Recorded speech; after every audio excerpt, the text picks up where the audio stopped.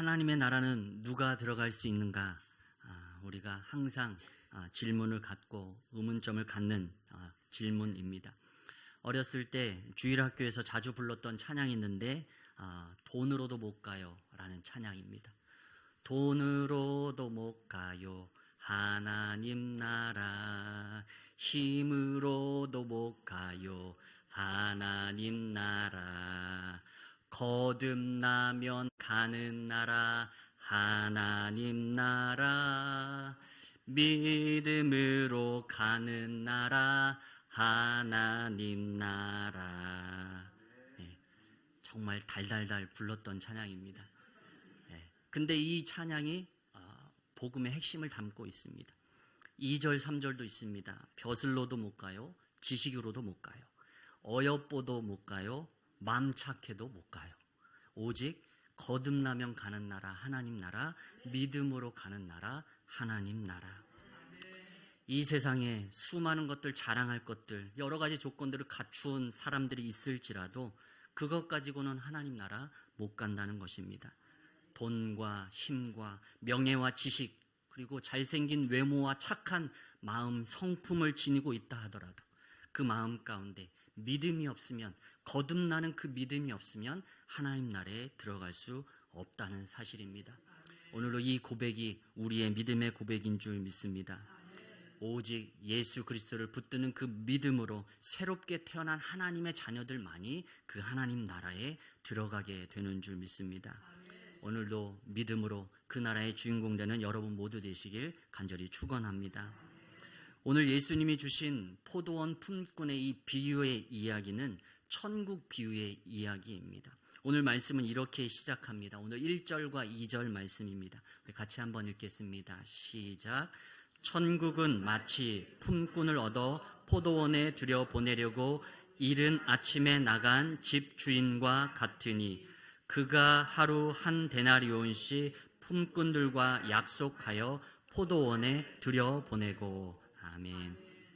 포도원 주인이 포도원에서 일할 일꾼을 구하기 위해서 이른 아침 인력시장에 나갑니다. 포도를 수확할 시기가 되면 우리가 잘 알듯이 일손이 많이 필요합니다. 정해진 기간 안에 그 최상품, 가장 좋은 그 상태의 포도를 수확해야 하기 때문에 이 짧은 시간 많은 일꾼들이 투입되어서 거두어야 1년간 수고한 그 결실을 거둘 수 있는 것입니다. 그래서 이 일손 구하는 것이 무엇보다 중요한 것이죠. 언젠가 뉴스를 봤는데 뉴스에서 일손을 찾지 못하는 이 농가들 때문에 참 문제가 심각하다라는 이런 뉴스를 본 적이 있습니다. 안성도 포도, 배, 복숭아 여러 이 과일을 수확할 때가 되면 일손이 부족합니다. 한국 사람은 제껴두고 외국인 노동자까지도 구하려고 해도 구하기 힘든, 정말 그 중요한 때에 많은 사람들의 손길이 필요한데 일꾼을 구하지 못해서 어려움을 겪는다라는 것이죠. 그래서 어떤 지자체는 공공근로 하시는 분들을 이 일손이 필요한 이 농가들에 지원하는 그런 일들을 하겠다라는 계획까지 내놓는 것을 보았습니다. 이처럼 지금 포도 수확 시기가 되어서 포도원 주인이 이른 아침 인력시장에 나가서 일꾼들을 구하기 위해 나간 것입니다. 여기서 이른 아침은 시간으로 하면 한 오전 6시쯤 됩니다. 해가 뜰 무렵을 의미합니다.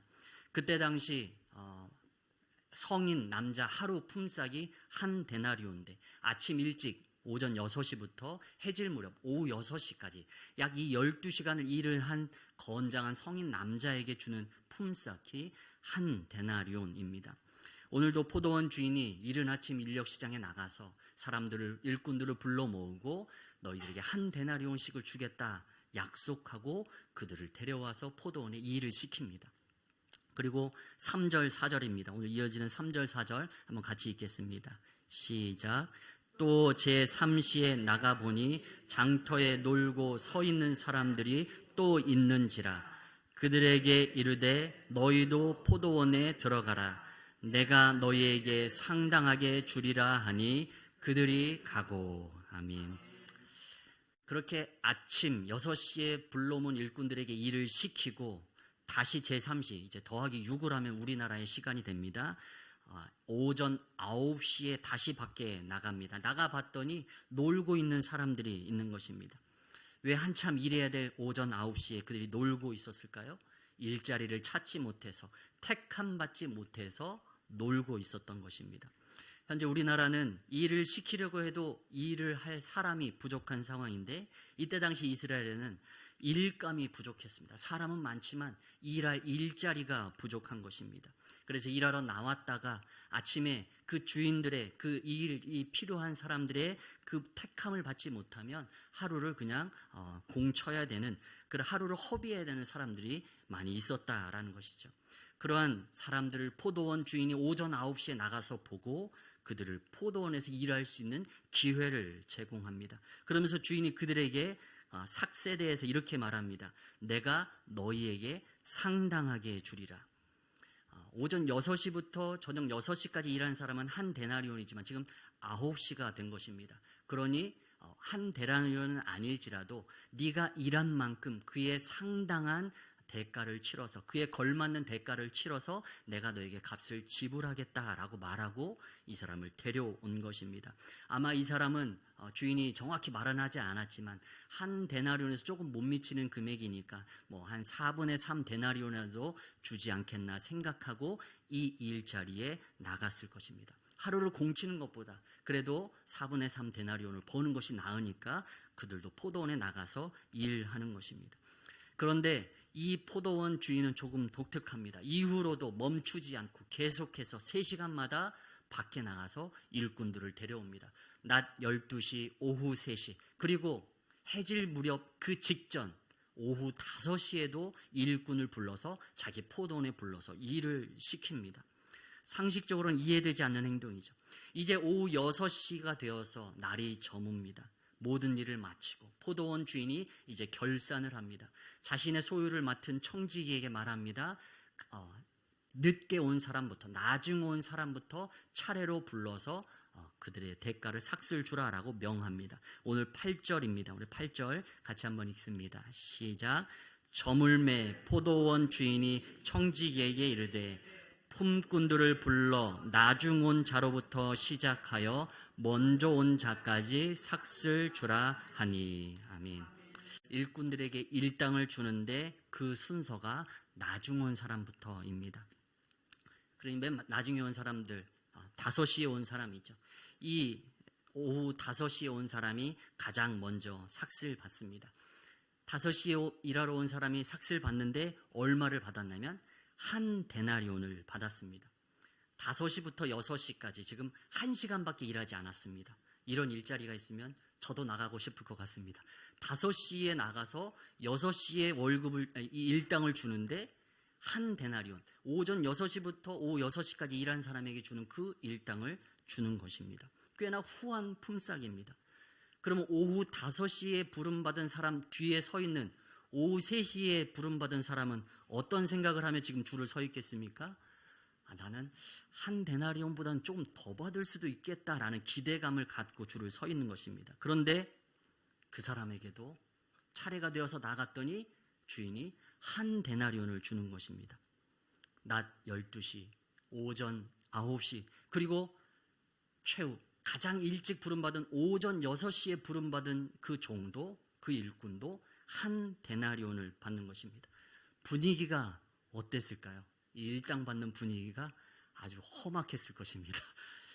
먼저 받았던 그 오후 5시에 부름받은 사람 외에는 그 뒤에 일당을 받은 사람들은 울그락불그락 했겠죠. 상식적으로는 이해되지 않는 셈법입니다. 일을 더 많이 했는데 제일 나중에 온 그 일꾼과 품삯이 동일하다는 것, 여기에서 사람들이 불만이 터져 나온 것입니다. 오늘 11절 12절은 그래서 그 장면을 이렇게 묘사합니다. 함께 읽습니다. 받은 후 집주인을 원망하여 이르되 나중 온 이 사람들은 1시간밖에 일하지 아니하였거늘 그들을 종일 수고하며 더위를 견딘 우리와 같게 하였나이다. 아멘. 지금 우리의 관점, 우리의 생각으로 판단해봐도 이건 조금 과했다, 이건 옳지 않다, 공평하지 않다, 공정하지 않다 생각할 만한 처사입니다. 오후 5시부터 6시까지 1시간 일한 사람하고 오전 6시부터 오후 6시까지 12시간 일한 사람하고 임금이 같으니 어찌 불평이 안 나오겠습니까? 그런데 오늘 이 비유의 이야기를 곰곰이 묵상해 보면 이 포도원 주인의 셈법이 지금 우리의 일반적인 셈법과는 조금 다르지만 맨 처음 그 일꾼들과 했던 약속을 어긴 것은 아니었습니다. 오전 6시 일하러 온 일꾼에게 내가 너에게 1데나리온을 주겠다 약속했습니다. 약속한 대로 6시에 온 사람 1데나리온 받은 것입니다. 또 오전 9시에 일하러 온 사람에게도 내가 상당한 금액으로 너에게 주리라 약속했습니다. 이 사람은 4분의 3데나리온쯤 되지 않았을까 이렇게 생각했는데 주인은 그보다 많은 1데나리온을 주었습니다. 손해본 것이 아니라 더 주었으니 문제가 될 것이 없습니다. 낮 12시, 오후 3시, 오후 5시도 마찬가지입니다. 자신의 일한 양에 비해 더 많은 싹스를 받았습니다. 그런데 자신이 기대한 만큼을 받았고 그리고 그보다 기대한 것보다 더 많은 것을 받았지만 그럼에도 불구하고 불만이 나온 이유는 무엇입니까? 다른 사람과 비교할 때 여기에서 불만이 터져 나옵니다. 오늘 10절 말씀입니다. 우리 10절 함께 읽습니다. 먼저 온 자들이 와서 더 받을 줄 알았더니 그들도 1데나리온씩 받은지라. 아멘. 불평의 이유는 먼저 온 자들이 더 받을 줄 생각했는데 그렇지 않았기 때문입니다. 나중 온 사람과 먼저 온 사람 서로의 이 임금을 비교할 때 감사가 아닌 불평과 불만이 나오게 된 것입니다. 오늘도 하나님께서 우리 각 사람에게 넘치도록 분에 넘치도록 우리에게 은혜를 부어 주신 줄 믿습니다. 일하지 못하고 하루를 허비할 수도 있었던 자를 택하여서 일꾼 삼아서 일을 시켜주신 분이 바로 하나님이시라는 사실입니다. 오전 6시에 부름받은 자가 감사해야 될 이유는 바로 이것입니다. 일자리가 많은 때가 아닙니다. 택함 받아서 일자리에 나가면 기뻐해야 할 만한 그러한 일자리가 부족한 상황에서 부름받았다라는 사실입니다. 정해진 삭슬 약속대로 근로계약서에 쓰여진 대로 지불해 주었으니 그것만으로도 감사할 이유가 충분한 사람이 오전 6시에 부름받은 자입니다. 그보다 나중에 부름받은 자들도 넘치도록 은혜를 베풀어 주셨습니다. 오전 9시, 낮 12시, 오후 3시, 오후 5시에 이르기까지 그들은 조금밖에 일하지 않았지만 하루 온종일 일하는 사람의 품삯 1데나리온을 받았습니다. 그러니 얼마나 기쁘고 감사한 일입니까? 그런데 이 모두가 기뻐해야 될 만한 상황에도 불구하고 그들은 불평하고 불만을 쏟아놓고 있다는 사실입니다. 같이 한번 따라해 보겠습니다. 비교는 불평을 만들지만 은혜는 감사를 만든다. 우리의 삶 속에서 한 가지 기억할 것은 다른 사람과 비교하지 않는 것입니다. 오늘도 하나님께서 내게 족한 은혜를 풍족히 부어 주셨습니다. 그런데 이 은혜를 놓쳐버리게 될 때, 다른 사람과 비교하게 될 때 우리의 인생 속에는 다른 사람보다 가지지 못한 것, 다른 사람보다 부당하게 대우받은 것, 그것이 떠오르고 생각나서 불평하고 불만하게 되어 있다는 것입니다. 사도 바울은 자신의 육체의 가시로 인해서 많은 고생을 당한 사람입니다. 하나님의 능력의 도구로 쓰임받았던 사도 바울이지만 그에게 있었던 육체의 가시가 있었습니다. 이 육체의 가시는 성경학자들이 안질, 눈에 관련된 질병이라고 말하는 사람도 있고 간질이라고 말하는 사람들도 있습니다. 어찌됐든 무엇이 되었든 수많은 사람들에게 복음을 증거하고 때로는 병든 자들을 고치기도 해주는 그런 능력의 사도인 이 사도 바울이 자신의 육체의 가시로 인해서 고통 가운데 있었다라는 사실입니다. 그래서 고린도후서 12장에 보면 사도 바울이 이 육체의 가시를 제하여 달라고, 고쳐달라고 3번 간구하는 장면이 등장합니다. 그런데 하나님은 바울의 육신을 고쳐주는 대신 이런 말씀을 주셨다고 기록합니다. 고린도후서 12장 9절 말씀입니다. 우리 같이 한번 읽겠습니다. 시작. 나에게 이르시기를 내 은혜가 내게 족하도다. 이는 내 능력이 약한 데서 온전해짐이라 하신지라. 그러므로 도리어 크게 기뻐함으로 나의 여러 약한 것들에 대하여 자랑하리니 이는 그리스도의 능력이 내게 머물게 하려 함이라. 아멘. 하나님이 말씀하십니다. 내 은혜가, 하나님의 은혜가 내게, 사도 바울에게 족하다 말씀하십니다. 불평할 수 있는 상황이지만 이 모든 것이 사도 바울로 하여금 교만하지 않고 더욱 겸손하게 무릎 꿇고 정말로 변함없이 하나님의 사도로 쓰임받도록 하기 위한 하나님의 은혜라고 말씀하십니다. 이 육체의 가시가 없으면 너 교만해서 분명 넘어질 거야. 그러니 내가 너한테 이 육체의 가시를 허락한 것이야. 그 사도 바울은 인정하고 싶지 않았겠지만 그 육체의 가시를 하나님의 은혜로 받아들이게 됩니다. 그리고 일평생 변함없이 교만하지 않냐고 늘 겸손한 자세로 하나님 앞에서 처음 마음 그대로 변함없이 주님을 섬기는 믿음의 사도로 쓰임 받습니다. 내 은혜가 내게 족하도다. 육체의 가시도 하나님의 은혜로 받으면 감사가 되고 그것이 오히려 자랑거리가 되게 하시는 분이 바로 우리가 믿는 하나님이신 줄 믿습니다. 오늘 사도 바울처럼 우리가 어떠한 상황 가운데 처해 있더라도 오늘도 우리에게 베풀어 주신 그 하나님을 기억하고 하나님의 은혜를 붙잡고 또 하나님 앞에 감사를 고백할 수 있는 우리가 되기를 간절히 소망합니다. 오늘 이런 생각을 해보았습니다. 만약 이제 나중 온 사람부터 이제 일당을 지급했는데 먼저 온 사람에게부터 일당을 지급했으면 어땠을까? 오전 6시에 부름받은 사람이 나가서 일당 한 데나리온을 받았습니다. 이 사람은 기대한 만큼 약속한 만큼 받았으니까 마음에 불편한 마음이 없었을 것입니다. 받고 돌아와 나오면 그 다음에 오전 9시에 온 사람이 이제 또 돈을 받을 것 아닙니까? 그러면 그 사람이 돈 받으면서 한 데나리온을 받는 것입니다. 그러면 나는 4분의 3 데나리온 받을 줄 알았는데 한 데나리온을 주시다니 감사합니다 하고 돌아갔을 것입니다. 낮 12시, 오후 3시, 오후 5시 모든 사람에게 다 기쁨과 또 감사가 있지 않았을까? 이 순서만 조금 바꿔도 조삼모사와 같은 것이지만 똑같은 돈을 주는 것이지만 만약 오전 6시에 부름받은 사람에게서부터 오후 5시에 부름받은 사람에게까지 이렇게 돈을 줬으면 좀 불만이 덜하지 않았을까? 이런 생각을 해봅니다. 그러나 조삼모사란 말이 뜻하듯이 본질은 똑같습니다. 모두가 한 데나리온을 받은 것입니다. 12시간 일한 사람도 9시간 일한 사람, 6시간 일한 사람도 1시간 일한 사람도 모두 다 한 데나리온을 받는 것은 똑같습니다. 먼저 온 사람부터냐 나중 온 사람부터냐 이것이 본질이 아닙니다. 모두가 포도원 주인으로부터 은혜를 누렸다는 것, 그렇기 때문에 모두가 기뻐하고 감사해야 마땅하다라는 것이 오늘 이 비유의 말씀의 본질입니다. 그러나 그들은 분에 넘치는 은혜를 받았음에도 불구하고 불평하고 원망했습니다.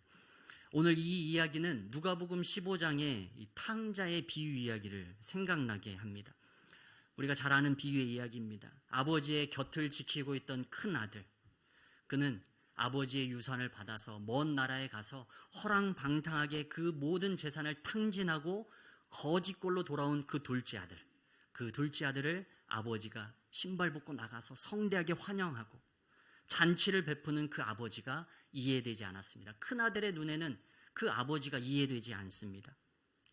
책망해야 마땅하고 또 내쫓아야 또 벌을 주어야 마땅한데 아무것도 묻지 않고 그냥 품어주고 다시금 둘째 아들로 삼아줍니다. 큰 잔치를 베풀어 그가 건강하게 돌아온 것을 기뻐하며 잔치를 엽니다. 큰 아들이 불평하고 원망한 이유가 무엇입니까? 나와 내 친구를 위해선 염소 새끼 한 마리도 주지 않았는데 저 아버지를 배신하고 유산을 받아서 허랑방탕하게 다 써버리고 거짓골로 하고 돌아온 저 악한 아들을 위해서는 살찐 송아지를 잡으시다니요. 아버지 불공평합니다. 그렇게 큰아들이 아버지께 항변하는 것이죠. 그때 아버지가 이렇게 말합니다. 누가복음 15장 말씀입니다. 우리 같이 한번 31절 32절 함께 읽습니다. 아버지가 이르되 예 너는 항상 나와 함께 있으니 내 것이 다 내 것이로되 이 내 동생은 죽었다가 살아났으며 내가 잃었다가 얻었기로 우리가 즐거워하고 기뻐하는 것이 마땅하다 하니라. 아멘. 항상 큰 아들은 항상 아버지와 함께 있었고 아버지의 그 모든 소유가 다 큰 아들의 것이었는데 큰 아들은 아버지 곁에 있으면서도 기뻐하지 못했습니다. 왜냐하면 공평하지 못하다라는 것입니다. 그러나 둘째 아들을 맞이하는 아버지의 마음은 다릅니다. 죽었다고 생각했던 그 둘째 아들이 살아 돌아왔으니 기뻐하고 또 잔치를 여는 것이 마땅합니다. 오늘 누가복음 15장 말씀도 그렇고 오늘 본문 말씀도 그렇고 이 비유 속에서 등장하는 하나님은 은혜가 풍성하신 하나님이십니다. 유산을 다 탕진하고 거짓골로 돌아온 둘째 아들을 책망하기는커녕 성대하게 잔치를 베풀어 환영하는 하나님. 오전 6시부터 일한 일꾼이나 마지막 오후 5시부터 일한 일꾼이나 모두 다 한 데나리온을 주시는 하나님, 이 모두가 다 은혜가 풍성하신 하나님을 우리에게 묘사해 주고 있습니다. 그러나 이 크신 은혜를 베푸시는 그 은혜로운 하나님을 기쁨으로 누리지 못하는 사람들이 있습니다. 누구입니까? 탕자의 비유 속에서는 큰아들이고 오늘 포도원 품꾼의 비유 속에서는 먼저 온 일꾼들입니다. 오늘 우리는 어떠한 태도로 하나님을 바라보고 또 하나님 나라를 사모하고 있습니까? 나중된 자처럼 하나님이 베푸신 은혜를 기뻐하며 감사함으로 누리는 우리가 되길 간절히 소망합니다. 오늘 이 비유의 이야기는 천국의 비유 이야기입니다. 천국은 마치 품꾼을 얻어 포도원에 들여보내려고 이른 아침에 나간 집주인과 같다. 오늘 이 비유에서 포도원 주인은 하나님을 의미합니다. 그리고 포도원은 하나님 나라를 의미합니다. 하나님은 지금 일꾼들을 일을 시키려고 부르신 것이 아닙니다. 오늘 1절에 말하듯이 그들을 포도원에 들여보내시려고 그들을 택하여서 하나님 나라에 속한 하나님의 백성들이 되게 하시기 위해서 그들을 택하시고 부르셨다라는 사실입니다. 오늘 이 포도원 주인은 돈을 벌려는 사람이 아닙니다. 이렇게 해서는 장사가 되지 않죠. 돈을 벌 수 없죠. 돈을 벌려고 하는 사람은 일을 이렇게 시키지 않습니다. 각기 일한 시간이 다른데 같은 일당을 주는 건 합리적이지 않습니다. 그러나 이 말씀 속 포도원 주인 하나님은 먼저 온 사람이든 나중 온 사람이든 모든 사람에게 한 데나리온을 주십니다. 이 주인은, 이 하나님은 돈 버는데 목적이 있지 않기 때문입니다. 그들을 포도원에 들여보내서 한 데나리온을 그들에게 주시기 위해서 그들을 포도원으로 부르셨다라는 사실입니다. 그것이 바로 하나님의 뜻이라는 사실입니다. 여기에 있어서 순서는 중요하지 않습니다. 내가 과거에 밖에서 무엇을 했는지 또한 중요하지 않습니다. 또 내가 하나님을 위해서 무엇을 했고 무엇을 얼마나 노력했는지 또한 중요하지 않습니다. 중요한 것은 선하신 주인인 하나님을 만나 포도원에 들어가 천국의 주인공이 되었다라는 사실인 줄 믿습니다. 아무런 조건도 이유도 없이 하나님은 우리 모두에게 그 한 데나리온의 영생의 복을 우리에게 허락해 주신 줄 믿습니다.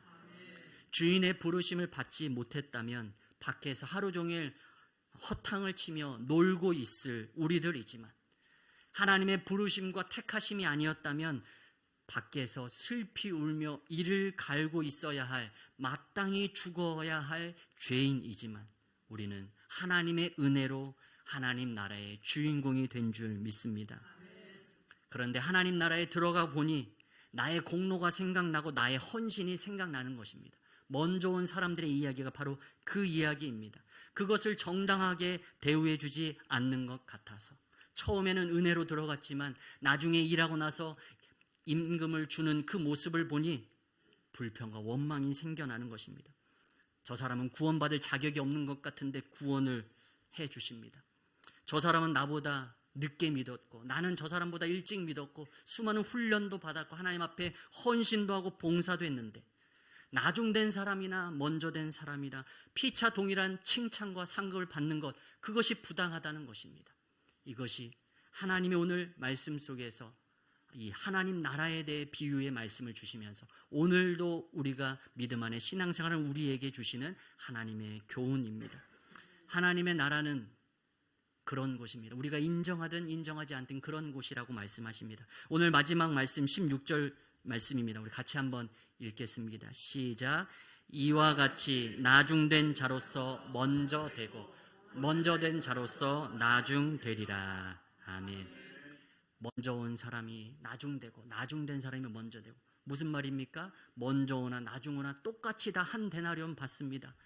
순서가 중요한 것이 아니라 그들 모두에게 동일한 하나님 나라를 누릴 수 있는 자격과 권한을 주시는 것이 바로 하나님이시고, 그러한 사람들이 들어가는 곳이 바로 하나님 나라라는 사실입니다. 오늘 말씀은 앞뒤로 이 똑같은 구절이 기록되어져 있습니다. 마지막 구절의 16절이 이것인데, 오늘 본문 말씀 바로 앞 구절을 보면 비슷한 구절이 대동소이하게 등장합니다. 마태복음 19장 30절인데 우리 같이 한번 읽어보겠습니다. 시작. 그러나 먼저 된 자로서 나중되고 나중된 자로서 먼저 될 자가 많으니라. 아멘. 이 말씀이 먼저 등장하고 오늘 이 비유가 있은 다음에 다시 한번 이 구절이 등장합니다. 오늘 이 비유의 말씀은 먼저 된 자가 나중되고 나중된 자가 먼저 되는 하나님 나라에 대한 비밀을 풀어서 이 비유를 통해 이야기해 주시는 것입니다. 오늘 이 마태복음 19장의 문맥은 이렇습니다. 19장에 보면 부자 청년과 예수님과의 대화가 등장합니다. 가진 재산을 다 팔아서 가난한 자들에게 주고 나를 따르라, 예수님이 그 부자 청년에게 말씀하십니다. 그런데 부자 청년은 돈이 너무 많아서 자신의 그 재산을 팔을 용기가 생기지 않습니다. 그 마음이 없습니다. 그래서 근심하며 예수님 앞을 떠나갑니다. 그 모습을 보고 있던 예수님의 수제자인 베드로가 예수님을 향해서 이렇게 말합니다. 마태복음 19장 27절입니다. 제가 읽습니다. 이에 베드로가 대답하여 이르되 보소서, 우리가 모든 것을 버리고 주를 따라싸운데 그런즉 우리가 무엇을 얻으리이까. 아멘. 여기 어떤 뉘앙스가 느껴지십니까? 지금 베드로가 예수님 앞에서 자랑스럽게 자신을 드러내면서 으스대면서 12제자를 대표해서 예수님 앞에 질문하는 것입니다. 저 부자 청년은 자신이 가진 재물 때문에 예수님 따르는 걸 거부하고 있는데, 지금 여기 예수님 곁에 있는 12명의 우리들은 우리의 삶의 모든 재산을 또 가족을 버리고 주님을 따르고 있습니다. 예수님을 따르고 있습니다. 우리가 이 모든 것을 버리고 주를 따랐는데 그러면 우리는 무엇을 얻게 됩니까? 라고 베드로가 예수님께 질문하는 것입니다. 자신들이 받게 될 것을 자랑스럽게 생각하며 기대하는 마음으로 예수님의 말씀에 귀 기울입니다. 예수님이 물론 그 제자들에게 칭찬과 상급에 대해서도 이야기해 주십니다. 28절 29절이 그 내용입니다. 마태복음 19장 28절 29절에서 예수님을 위해서 이 땅의 모든 것을 버리고 예수님을 따른 제자들에게 주실 칭찬과 상급에 대해서도 이야기해 주십니다. 그런데 마지막 30절 말씀을 하심으로 한 가지 여운을 남기시는 것입니다. 먼저 된 자가 나중될 자가 많고 나중된 자가 먼저 될 자가 많다라고 말씀하십니다. 문맥을 보면 무슨 의미입니까?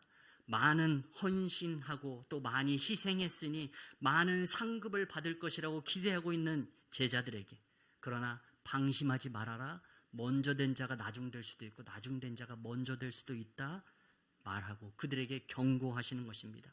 하나님 나라에서 더 큰 상급을 받을 것이라고 기대하고 있는 제자들의 그 기대를 흔들면서 그들에게 주의와 경고를 주고 계신 것입니다.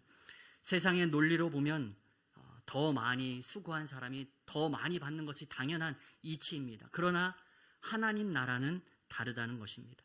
은혜가 풍성한 하나님께서 사람들을 불러 모아서 주시고자 하는 영생의 복은 다 똑같다라는 것입니다. 그런데 사람들은 자신이 행한 것을 주장하며 더 많이 받길 기대하고 있다는 것입니다.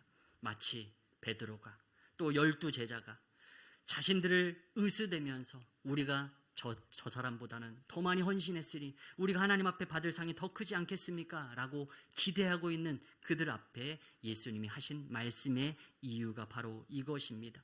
하나님의 나라는 그런 곳이 아니란다 얘들아. 먼저 온 자나 나중 온 자나 모두가 다 이 하나님 나라에서 풍족한 그 하나님이 약속하신 온전한 삭, 영원한 삭, 그 한 데나리라고 비유되어 표현되는 그 영생을 모든 자에게 베푸시는 분이 그 은혜가 풍성한 하나님이라는 사실을 오늘 우리에게 말씀을 통해 말씀해 주고 계십니다. 오전 6시에 부름받은 일꾼이든 우리가 오후 5시에 부름받은 일꾼이든 어떠한 인생이라 할지라도 하나님은 동일하게 하나님 나라에 들어가도록 은혜를 베푸시는 하나님이신 줄 믿습니다. 오늘도 우리가 하나님 앞에서 이 나중된 자처럼 부은에 넘치는 은혜를 받은 자임을 늘 기억하며 하나님께 감사할 수 있는 우리가 되길 소망합니다. 아무 자격 없는 나를 부르셔서 하나님의 그 놀라운 포도원 잔치로 우리를 초청하신 그 하나님 앞에 기쁨으로 감사함으로 나아가는 그런 나중된 자 되길 간절히 소망합니다. 말씀을 정리하면서 사도 바울을 잠시 살펴봅니다. 사도 바울은 믿는 자들을 잡아서 박해하고 죽이던 자였습니다. 그는 죄인 중에 괴수라고 자기 자신을 고백했습니다. 그런 자에게 하나님은 은혜를 베푸셔서 복음을 전하는 사도로 그를 사용하셨습니다. 사도 바울이 로마서 1장 14절 15절에서 그래서 이렇게 고백합니다. 우리 같이 한번 읽겠습니다. 시작. 헬라인이나 야만인이나 지혜 있는 자나 어리석은 자에게 다 내가 빚진 자라. 그러므로 나는 할 수 있는 대로 로마에 있는 너희에게도 복음 전하기를 원하노라. 아멘. 사도 바울은 자신을 이 로마서 말씀에서 이렇게 표현합니다. 내가 모든 사람에게 빚진 자다.